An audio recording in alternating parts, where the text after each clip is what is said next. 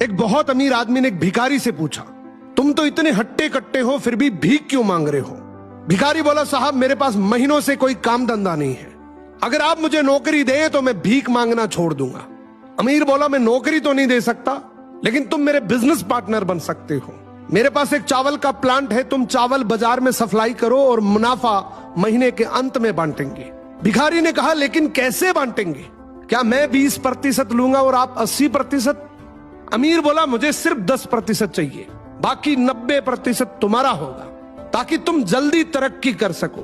भिखारी ने जोरों से काम शुरू कर दिया। उम्दा चावल और सस्ते दामों से उसकी बिक्री बहुत बढ़ गई और उसे खूब मुनाफा हुआ। लेकिन जब मुनाफा बांटने का समय आया तो भिखारी ने सोचा, सारी मेहनत तो मैंने की है, तो अब अमीर आदमी को 10% क्यों दूं?